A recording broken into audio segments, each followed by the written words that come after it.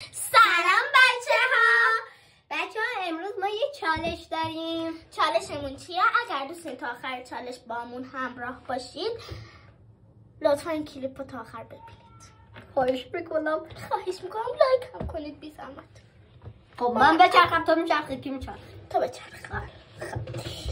من کدوم انتخاب کنم؟ من دارم چارپه میفتم باش. مشکل من نیست. میخواست 2 تا چارپه یکی کمک کنه. وقتی که باید دادم تا بچه خوش قدر یاد برگرد. من برگرد اینو نخون نکنه اینو مثلا گم نبزا این برگردم. این مردم.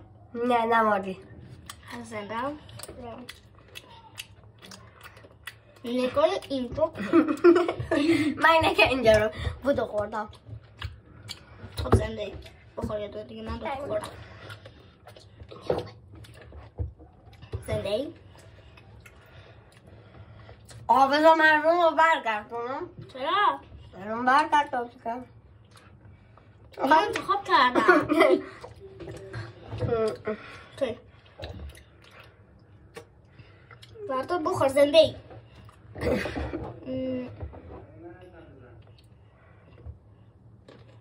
زنده خواهش کن تو مثل خانه باشین برو کنید. زنده ای.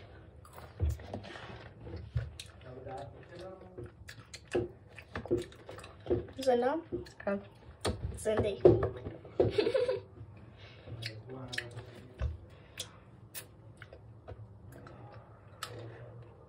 زنده خدا شکر. زنده ای. پس این کوفتی کو؟ زنده ای. مرسی. بردار احمق. زنده ای.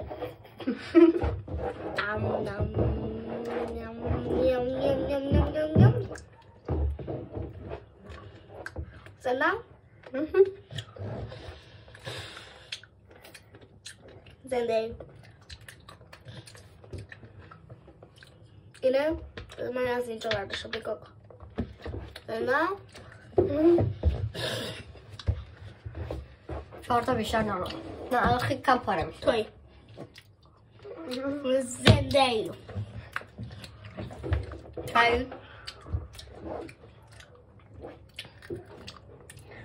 نه الان شد.